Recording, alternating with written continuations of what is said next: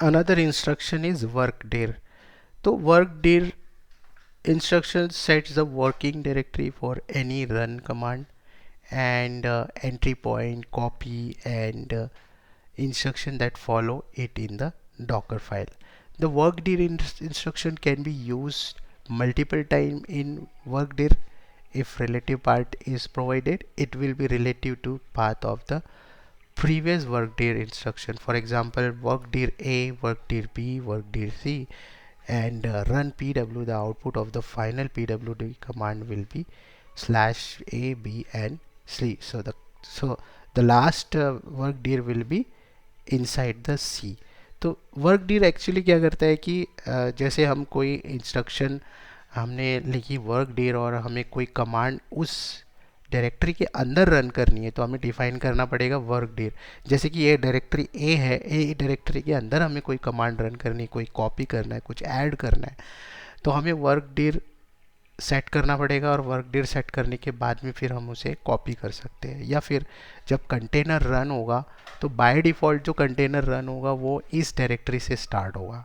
ठीक है, तो जब आप उस डायरेक्टरी का, उस कंटेनर का आप जब भी कंसोल लोगे, जब भी आप उसको इंटरेक्टिवली रन करोगे तो आप देखोगे कि जो सेट किया हुआ जो पाथ है वो वर्क डीर में जो आपने मेंशन किया था वही पाथ वहाँ पे सेट किया हुआ है. तो जिस डायरेक्टरी में, this is something similar like pwd command in Linux. वहाँ पे हम लोग pwd कमांड रन करते हैं तो हमें करंट पाथ दिखाई देता है. वैसे ही like change directory, not the pwd command, it is same like the change directory. cd command के थ्रू हम लोग क्या करते हैं, उस डायरेक्टरी में जाते हैं और वहाँ पर काम करते हैं. वैसे ही ये वर्क डीर कमांड होती है, वर्क डीर इंस्ट्रक्शन है जो उस पर्टिकुलर डायरेक्टरी में हमें लेके जाती है और फिर हम वहाँ पे कोई भी रन कमांड, जो भी कमांड है हम वहाँ पे उसको रन कर सकते हैं. तो जैसे कि एग्जांपल में यहाँ पे बताया हुआ है कि पहले इन्होंने चेंज की डायरेक्टरी ए, फिर उसके बाद ए के अंदर है बी, बी के अंदर है सी, तो फाइनली हमारा जो आउटपुट आएगा वो सी यहाँ पे दिखा रहा है. तो हमने डायरेक्टरी चेंज करते करते हम लोग सी में आ गए और फिर हमने pwd कमांड रन करके देखा तो हम जो फाइनली डायरेक्टरी में थे वो इनसाइड द सी डायरेक्टरी थे. So if not specified, the default working directory is root. In practice, if you aren't building Docker file from scratch, the work D may likely be set by base image you are using. तो अगर base image आप बना रहे हो from scratch, उस case में उसका जो डायरेक्टरी रहेगा, डिफ़ॉल्ट डायरेक्टरी रहेगा, वो है रूट रहेगा. लेकिन अगर आप कोई बेस इमेज से आप नई इमेज बना रहे हो तो बेस इमेज में जो वर्क डायरेक्टरी डिफाइन की होगी वही वर्क डीर आपके जो नई इमेज बनेगी उसमें वो डायरेक्टरी सेट हो जाएगी.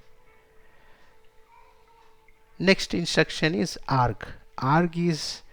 arg instruction define a variable that user can pass at a build time to the builder with the docker build command using -build arg value key and value. Okay, तो arg is nothing but defining the variable. हम variable arg instructions के through भी define कर सकते हैं. लेकिन अब यहाँ पे एनवायरनमेंट वेरिएबल हमने देखा था env और यहाँ पे हम arg भी देख रहे हैं. तो arg जो होगा ये वेरिएबल डिफाइन करेगा जिसका स्कोप हम अभी यहाँ पे डिफाइन करेंगे कि इसका स्कोप कहाँ होता है. तो ये जनरली इमेज बिल्डिंग के टाइम में ही यूज़ होता है. और जो env वाला जो वेरिएबल है, एनवायरनमेंट वेरिएबल है, वो कंटेनर जब रनिंग होता है उस समय वो एक्टिव रहता है. और अगर हमने कोई आर्ग्यूमेंट डिफाइन, फॉर एग्जांपल हमने आर्ग्स डिफाइन किया user is equal to test. ठीक है, फॉर एग्जांपल अगर हमने यहाँ पे सिर्फ आर्ग यूज़र ही डिफाइन किया होता और उसकी वैल्यू डिफाइन नहीं की होती तो उस केस में हमें इसकी वैल्यू इस पैरामीटर के थ्रू डिफाइन करनी पड़ती. जब हम डॉकर बिल्ड कमांड रन करते हैं ना, डॉकर बिल्ड, उस समय देखिए यहाँ पे मैंने एग्जांपल लिखा हुआ है डॉकर बिल्ड -बिल्ड आर्ग, इसके थ्रू हमें इसकी की एंड वैल्यू हमने यहाँ पे डिफाइन की हुई है. तो इस तरीके से हमें डिफाइन करना है. और अगर हमने ये डिफाइन नहीं किया आर्ग वैल्यू तो हम डायरेक्टली जो डिफ़ॉल्ट वैल्यू यहाँ पे सेट की हुई है वो ले लेगी. अगर आपने सिर्फ आर्ग यूज़र किया और बिल्ड किया कमांड को, आपने इसके थ्रू वैल्यू पास नहीं की, तो उस केस में आपको एरर आ जाएगी कि आपने कोई भी आर्ग्यूमेंट डिफाइन नहीं किया हुआ है। तो आपको एरर दे देगा, बोलेगा कि आप आर्ग्यूमेंट की वैल्यू डिफाइन करिए। ठीक है, तो या तो आप इस फॉर्मेट में लिखिए, या फिर आपको, अगर आप सिर्फ आर्ग्यूमेंट की लिख रहे हैं, वैल्यू पास नहीं कर रहे, तो आपको जब आप आर्ग्यूमेंट जब इमेज बिल्ड करेंगे तो उस समय आपको की वैल्यू प्रोवाइड करनी पड़ेगी। तो इसको हम बिल्ड कैसे करेंगे, docker build dot hyphen hyphen build argument user is equal to docker. जैसे यहाँ पे अभी मैंने क्या डिफाइन किया है, user is equal to test, but जब मैं बिल्ड कर रहा हूँ उस समय मैंने user is equal to docker mention किया है, तो जो लेटेस्ट वैल्यू रहेगी वो ओवरराइट कर जाएगी टेस्ट को, जो ओल्ड वैल्यू रहेगी उसको ओवरराइट कर देगी, तो उसकी जो लेटेस्ट वैल्यू हो जाएगी वो user is equal to docker हो जाएगी। और डॉकर फाइल में इंक्लूड वन और मोर आर्गुमेंट इंस्ट्रक्शन, एक से ज़्यादा हो सकते हैं। जैसे कि यहाँ पे हमने फ्रॉम लिया है बिजी बॉक्स को, और उसके अंदर हमने दो आर्गुमेंट्स डिफाइन किए, एक यूज़र वन और एक बिल्ड नंबर करके दो हमने डिफाइन किए हुए हैं। इस तरीके से भी हम डिफाइन कर सकते हैं। अब इन दोनों की वैल्यू हमें डिफाइन करनी होगी वाइल बिल्डिंग द इमेज। ठीक है, env instruction always override an argument arg value. तो अगर आपने आर्गुमेंट्स, एक इमेज है, डॉकर फाइल आपने लिखी, वहाँ पे आपने आर्गुमेंट arg इंस्ट्रक्शन भी लिखी है, आपने env इंस्ट्रक्शन भी लिखी है, विथ सेम की लाइक सेम वेरिएबल, दोनों वेरिएबल सेम नाम से हैं, लेकिन env में आपने वैल्यू यहाँ डिफाइन करी हुई है, और आप यहाँ पे रन इंस्ट्रक्शन के थ्रू ये कमांड रन कर रहे हो, इसकी वैल्यू प्रिंट कर रहे हो, इस वेरिएबल की वैल्यू प्रिंट कर रहे हो, तो इस वेरिएबल की वैल्यू क्या होगी, ये वैल्यू होगी, नॉट दिस वन। आप भले ही आप डॉकर बिल्ड करते समय कॉन्ट इमेज, ये जो वेरिएबल है इसकी वैल्यू ये डालें, लेकिन जो इसकी फाइनल वैल्यू होगी वो ये होगी। ठीक है, तो env instruction always override arg instruction. अब इसका स्कोप क्या होगा, तो arg variable defines come into effect when from the line on which it is defined in the Docker file. जिस लाइन में आप उसको डिफाइन करोगे वहाँ से वो इफेक्टिव हो जाएगा, not from the argument used on the command line or elsewhere. For example, consider this docker file, जैसे ये यूज़र हमने यहाँ पे लिया हुआ है, यूज़र का वैल्यू हमने यहाँ लिखा है सम यूज़र, फिर एक आर्ग हमने डिफाइन किया है यूज़र, फिर एक यूज़र हमने डिफाइन किया है।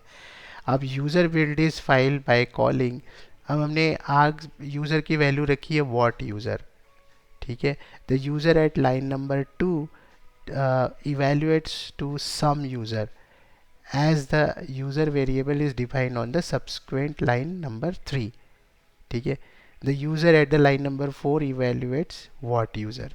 तो ये आर्स की वैल्यू क्या प्रिंट होगी, जो लेटेस्ट वैल्यू होगी, जो पहले जिस सीक्वेंस में हम उसकी वैल्यू डिफाइन करेंगे। फॉर एग्जांपल जैसे हमने यहाँ पे यूज़र की वैल्यू रखी है सम यूज़र, तो ये क्या प्रिंट करेगा, ये कौन सी वैल्यू होल्ड करेगा, इसकी वैल्यू होल्ड करेगा। बाद में हमने फिर से यूज़र को यहाँ पे डिफाइन किया है, और यहाँ पे हमने लाइक एज अ वेरिएबल हमने यहाँ पे उसकी वैल्यू हमने प्रिंट करने की कोशिश की है, और वहाँ पे उसकी वैल्यू डाली हुई है व्हाट यूज़र। तो अब इस यूज़र की वैल्यू क्या हो गई, व्हाट यूज़र है, बट आर्ग्यूमेंट्स की वैल्यू क्या रहेगी, सम यूज़र। तो जहाँ पे वो डिफाइन होगा वहाँ से उसका स्कोप स्टार्ट हो जाएगा। Right, on build instruction, the on build instruction add the image or trigger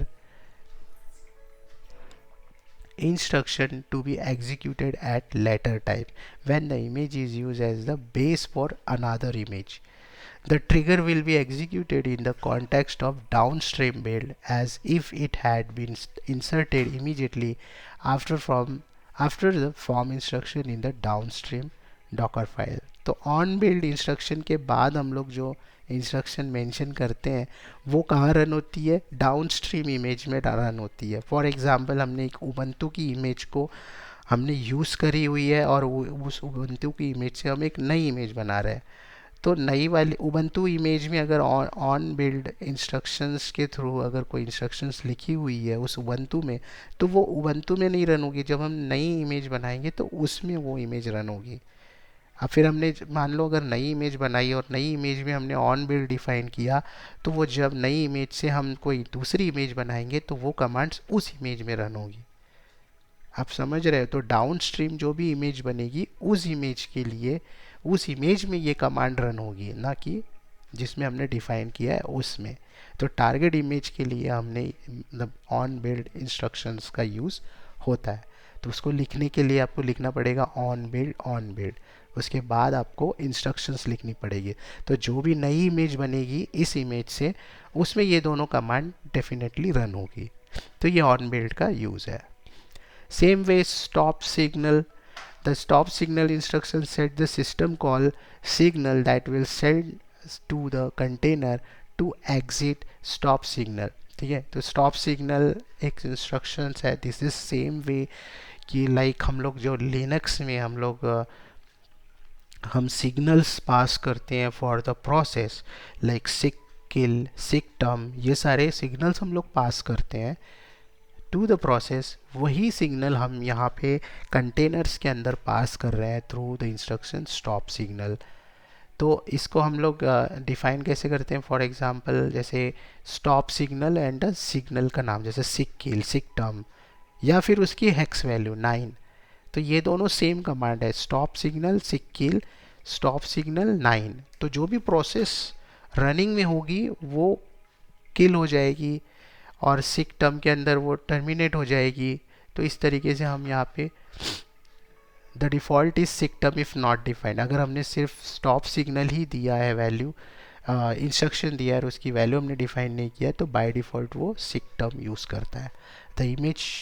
the image is default stop signal can be overridden per container using stop signal flag on the docker run and docker create। जब भी हम docker run करेंगे उस समय अगर हमने hyphen hyphen stop signal command लिखा और उसकी वैल्यू डिफाइन करी, तो वही इफेक्टिव होगा, ना कि इसके अंदर डॉकर फाइल के अंदर डिफाइन की हुई इंस्ट्रक्शन मेंशन होगी। ठीक है, तो this is the use of stop signal instruction.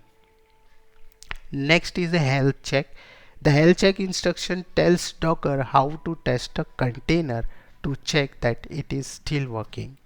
तो हेल्थ चेक का काम क्या होता है कि कंटेनर की हेल्थ चेक करना। तो वो कोई भी जो कंटेनर है उसकी हेल्थ को चेक करेगा और उसकी इंफॉर्मेशन हमें प्रोवाइड करेगा, वो वर्किंग में है या नहीं है। This can detect cases such as a web server, जैसे कोई है what is that is stuck in an infinite loop and unable to handle new connection even though the server process is still running। कोई एक process है, जैसे web server है, web server के अंदर में जो फॉर एग्जांपल HTTP सर्वर है, HTTPD सर्विस रनिंग है, बट वो कोई नए कनेक्शन एक्सेप्ट नहीं कर पा रही है, हैंग हो गई है। उस केस में कंटेनर तो रनिंग रहेगा बिकॉज सर्विस रनिंग है, बट वो नए सिग्नल को एक्सेप्ट नहीं करेगा, नए कनेक्शंस एक्सेप्ट नहीं करेगा। उस केस में हेल्थ चेक वहाँ पे हमें हेल्प करेगा to test whether the container is proper और नॉट।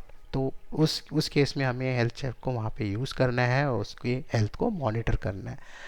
तो health check instruction can have two format, like health check option CMD command, check container health by running command inside the container continuously, मतलब एक interval या फिर continuously उस command को containers में run करते रहेगा और उसकी हेल्थ चेक करते रहेगा।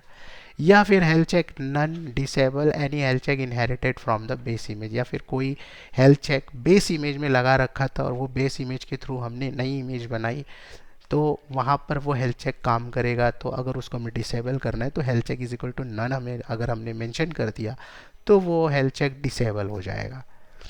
तो अभी इसके ऑप्शंस हैं, जैसे इंटरवल ड्यूरेशन, कितने इंटरवल में हमें वो हेल्थ चेक करनी है और कितनी देर बाद वो टाइम आउट करना है। फॉर एग्जांपल 30 सेकंड्स के लिए हम लोगों को चेक करना है, उसके बाद टाइम आउट हो जाना चाहिए, फिर नया हेल्थ चेक इनिशिएट होना चाहिए।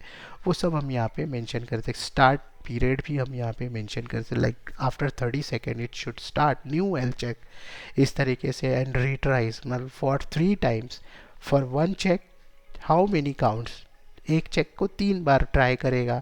उसके बाद हम इंस्ट्रक्शंस मतलब जो आगे की उसकी जो स्टेप्स रहेगा वो परफॉर्म करेगा वो यहाँ पे मेंशन कर सकते हैं। अब इसका एग्जांपल हम जैसे यहाँ मेंशन कर रहे हैं डॉकर फाइल के अंदर में, तो वहाँ पे मेंशन करना पड़ेगा हेल्थ चेक इंटरवल 5 मिनट्स के इंटरवल में वो चेक करना स्टार्ट करेगा। 3 बार टाइम आउट होगा, 3 सेकंड के बाद टाइम आउट होगा। जैसे उसने स्टार्ट किया, हर 5 मिनट में वो कर रहा है टेस्ट, तो वो 3 सेकंड तक उसको चेक करेगा, उसके बाद एग्जिट हो जाएगा। हैंग नहीं होना चाहिए ना, इसलिए वो टाइम आउट होना है उसको कर मेंशन किया हुआ है। और यहाँ पे फॉरवर्ड स्लैश लगा के उसी कमांड को कंटिन्यू करके यहाँ पे हम एक cmd कमांड के थ्रू रन कर रहे हैं curl-f। हम इस url को हम कर्ल कर रहे हैं, ठीक है। कर्ल करने के बाद में अगर उसकी वैल्यू आती है, या फिर और यहाँ पे डबल पाइप लगाया है मतलब और एग्जिट 1, अगर एग्जिट, अब एग्जिट 1 यहाँ पे क्यों लिया है, यहाँ पे कंडीशंस की वैल्यू भी हमने दी है। The commands exit status indicate the health status of the container, the possible values are 0 success के लिए है, 1 फॉर अनहेल्दी, 2 फॉर रिजर्व। तो यहाँ पे हम जो कंडीशन यहाँ मेंशन कर रहे हैं, अगर CMD सक्सेसफुल रन हो जाता है, अगर उसका सक्सेसफुल रन होने के बाद उसका जो सक्सेस वैल्यू है वो 0 होता है, that means container is running. और या फिर और exit status is 1, that means the container is not running, मतलब वो अनहेल्दी है। तो ये और कंडीशन के साथ में यहाँ पे एग्जिट 1 यहाँ पे मेंशन किया हुआ है। तो ये कम्प्लीटली एक URL को, वो जो कंटेनर है उसके अंदर जो रनिंग URL है उसको मॉनिटर करेगा और उसका स्टेटस हमें प्रोवाइड करेगा। तो ये हेल्थ चेक इंस्ट्रक्शंस का काम है।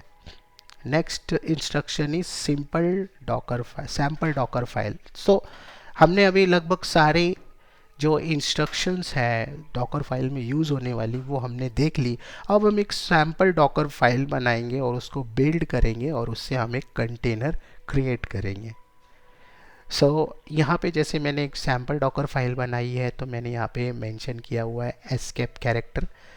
हमने यहाँ पे एस्केप कैरेक्टर लिया हुआ है फॉरवर्ड स्लैश, और यहाँ पे उसका आर्गूमेंट हमने एक डिफ़ाइन किया हुआ है version is equal to latest, मतलब जो भी हम इमेज बेस इमेज यूज़ करेंगे उसका वर्जन क्या होगा, लेटेस्ट। तो फ्रॉम उबंटू एंड उस वेरिएबल को मैं यहाँ रेफ़र कर रहा हूँ विथ डॉलर सिंबल। तो वर्जन यहाँ पे, तो इसकी टोटल वैल्यू क्या हो गई, उबंटू कोलन लेटेस्ट। तो लेटेस्ट हम एक टैग यूज़ कर रहे हैं। लेबल हमने यहाँ पे डिस्क्रिप्शन मेंशन किया है, Apache server running on Ubuntu container and maintainer is IT ops in version is 1.0। तो अपाचे सर्वर हम इसमें रन कर रहे हैं थ्रू दिस सैम्पल फाइल। जो हमारा सैम्पल जो रनिंग कंटेनर होगा वो क्या रन करेगा, वो एक वेब पेज रन करेगा, एक सर्वर, वेब सर्वर को रन करेगा। अब जो उबंटू इमेज हम यहाँ पे यूज़ कर रहे हैं उसको पहले हम अपडेट करेंगे, फिर उसके अंदर हम एक पिंग यूटिलिटी इंस्टॉल करेंगे, टेलनेट इंस्टॉल करेंगे और अपाचे सर्वर को इंस्टॉल करेंगे। और ये सेम कमांड, जैसे ये पर्टिकुलर apt-get अपडेट कमांड, ये कमांड है उसको हम सेमीकोलन के साथ सेपरेट कर रहे हैं, और ये सेकंड कमांड को हमने यहाँ कंटिन्यू कर रहा है, किया हुआ है। और ये हम एक ही लाइन में लिख सकते थे, लेकिन हमने दूसरी लाइन में इसको लिखा है सो दैट कि ये एक प्रॉपर ब्यूटीफुल फॉर्मेट में रेडी हो जाए। इसलिए हमने एक फॉरवर्ड स्लैश यूज़ करके इस कमांड को दूसरी लाइन में कंटिन्यू किया हुआ है। और आप देखोगे कि ये दोनों कमांड जो है ये हमने एक ही रन में लिखा हुआ है, ताकि हम बार बार रन इंस्ट्रक्शन को लिखें नहीं और एक ही रन में वो बाकी सारे काम को कंप्लीट कर ले। अगर आप बार बार रन इंस्ट्रक्शंस यूज़ करते रहेंगे तो आपका जो इमेज का साइज़ है वो उसमें लेयर्स बढ़ती जाएंगी और इमेज का साइज़ बड़ा हो जाएगा। तो आप ट्राई करें कि एक ही रन कमांड में आप मल्टीपल इंस्ट्रक्शंस को रन करें, मल्टीपल कमांड्स को एक ही रन इंस्ट्रक्शंस में लिख दें ताकि वो एक ही लेयर क्रिएट कर पाए। ठीक है, तो एक ही रन में मल्टीपल कमांड्स को रन करने का मतलब ये है कि आपने ये कमांड रन करी और इसी कमांड को रन करने के बाद जो लेयर बनी थी उस लेयर को ओवरराइड कर दी हमने दूसरी कमांड के थ्रू। अब ये ओवरराइड होने के बाद में जैसे कि फ्रॉम से एक लेयर बनी, रन से एक दूसरी लेयर बनी, तीसरी लेयर बनी, अब यह वापस यहाँ पे एक रन कमांड आ रही है तो ये पांचवी या छठवीं लेयर बन जाएगी, तो ये अनदर लेयर बन जाएगी। बट जो हमने ये रन के थ्रू जो कमांड रन कर रहे थे वो, तो ये रन के थ्रू अगर जो पहली कमांड रन हो रही थी ये एक लेयर बना रही थी, but that layer is got override by second command. फिर आप थर्ड कमांड भी डालते तो वो उससे ओवरराइड होके थर्ड कमांड रन हो जाती, बट लेयर वो एक ही बनती। तो आप समझ रहे होंगे कि एक रन कमांड के, रन इंस्ट्रक्शन के थ्रू हम मल्टीपल कमांड रन करके भी हम एक ही लेयर क्रिएट कर रहे हैं, एक ही लेयर को टॉप कर रहे हैं। ठीक है। वर्क डिर हमने यहाँ पे मेंशन की हुई है, मैं HTML में रहना चाहता हूँ, मतलब मेरा जो चेंज डायरेक्टरी होगा वो ट्रिपल बार HTML के अंदर होगा।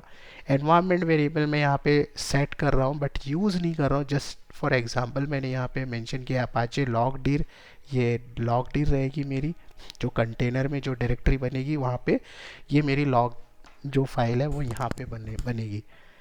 अब यहाँ पे मैं एक और कमांड रन कर रहा हूँ जो पॉसिबल नहीं था इसके अंदर लिखना, इसलिए मुझे एक एक्स्ट्रा में रन इंस्ट्रक्शन यहाँ पे लिखनी पड़ रही है, जो कि डिलीट करेगी इन default index dot H T M L को। जब अपाचे इंस्ट्रक्शन इंस्टॉल होती है तो वो एक index dot H T M L file default बनाती है, तो उस default index dot H T M L को मैं डिलीट कर रहा हूँ और मैं एक नई index dot H T M L को पेस्ट कर रहा हूँ सेम लोकेशन पे, सो दैट कि जो मैंने index dot H T M L बनाई है वो ही लोड हो। और मैं इस डॉकर फाइल के थ्रू, मतलब ये जो मेरा कंटेनर होगा वो पोर्ट 80 को एक्सपोज करेगा और उस पोर्ट 80 को मैं मेरे डॉकर होस्ट के साथ मैप करूँगा और फिर इस पोर्ट 80 पे मैं वेबसाइट को हिट करूँगा। और यहाँ पे जो मैं कमांड रन कर रहा हूँ वो मैं कर रहा हूँ अपाचे CTL, बैकग्राउंड में मैं इस अपाचे कमांड को रन करके बैकग्राउंड में उसको भेज रहा हूँ ताकि मेरा जो कंटेनर है वो रनिंग कंडीशन में रहे। मैं यहाँ कोई एंट्री पॉइंट यूज़ नहीं कर रहा हूँ, सेम कमांड मैं एंट्री पॉइंट से भी रन कर सकता था, तो आप चाहो तो यहाँ CMD निकाल दो, एंट्री पॉइंट लिख दो, तो भी वो चल जाएगा काम। ठीक है। तो ये एक डॉकर फाइल हम लोग बनाएंगे और फिर इस डॉकर फाइल से हम लोग एक इमेज क्रिएट करेंगे जिसका नाम रहेगा वेब, माई वेब सर्वर। और फिर ये जो इमेज बनेगा इसको हम लोग इंटरेक्टिव वे में रन करेंगे with port mapping 8080, Docker host और कंटेनर के जो पोर्ट 80 है उसको मैप करेंगे। और जो मेरा कंटेनर बनेगा उसका नाम मैंने यहाँ पे सेट किया है वेब सर्वर, और जो कंटेनर का जो होस्ट नेम होगा वो होगा वेब। और फाइनली जो इमेज मैं यूज़ कर रहा हूँ वो माई वेब सर्वर इमेज यूज़ कर रहा हूँ। तो let's go inside my Docker host.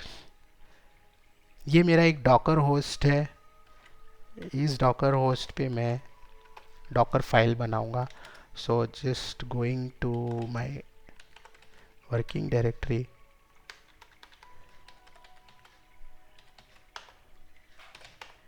तो यहाँ पे ऑलरेडी आप देखो कि यहाँ पे बहुत सारी डॉकर फाइल्स मैंने बनाई हुई है।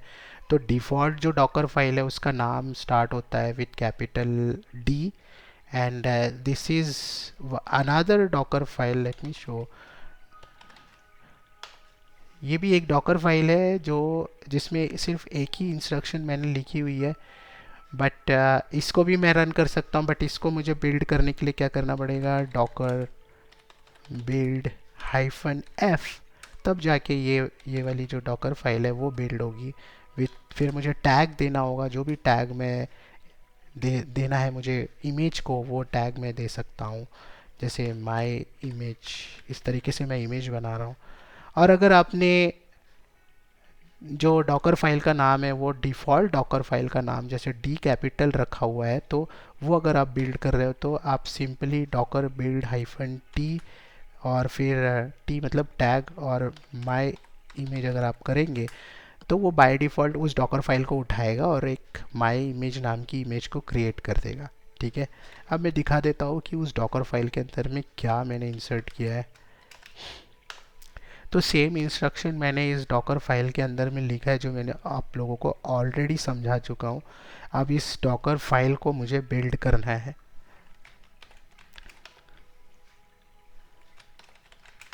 इसको बिल्ड करने के लिए मुझे करना होगा डॉकर बिल्ड एंड देन मुझे टैग देना पड़ेगा। मैं यहाँ पे टैग देता हूँ, जो मैंने यहाँ पे लिखा हुआ था वही मैं यहाँ पे देता हूँ, जैसे माय वेब सर्वर मैंने इसको टैग दिया हुआ है।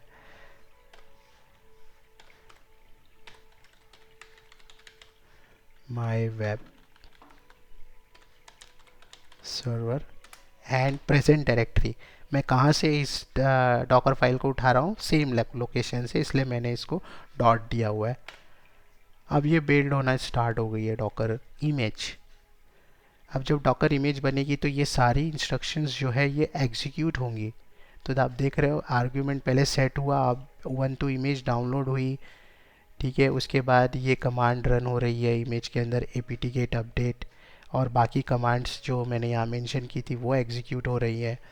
फिर उसके बाद मेरा वर्क डायरेक्टरी सेट होगा।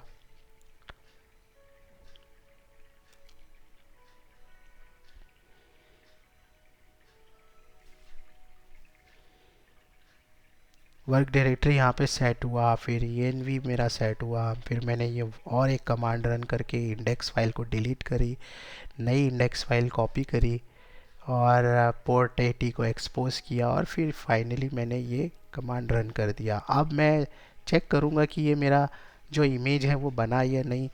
तो यहाँ पे आप देखो successfully tagged my web server latest. तो बाय डिफ़ॉल्ट जो इमेज को टैग मिलता है वो लेटेस्ट मिलता है।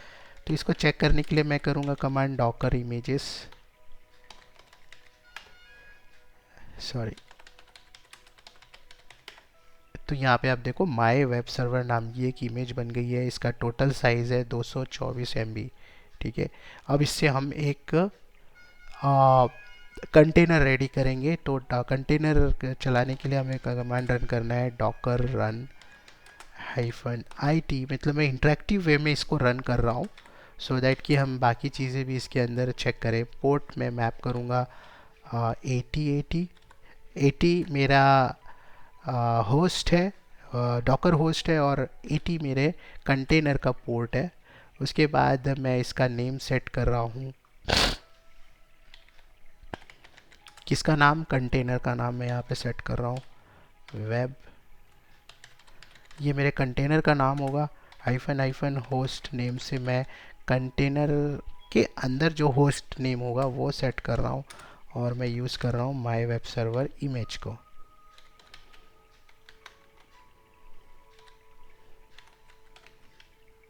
ठीक है। ये मैंने रन कर दिया। अब ये कंटेनर हो गया रन, ठीक है। और ये इंटरेक्टिव वे में रन हुआ क्योंकि मैंने यहाँ पे -t यूज़ किया था। तो ये अभी मैं कंटेनर के अंदर हूँ, ओके। अब मैं इसको एक्सेस करना चाहता हूँ तो मुझे जाना पड़ेगा एक वेब ब्राउज़र पे, और पोर्ट 80 पर मुझे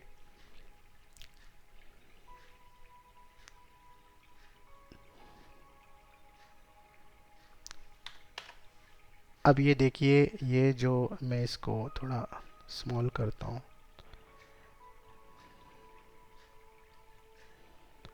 ये देखिए जो इंडेक्स फाइल मैंने बनाई थी वो इंडेक्स फाइल से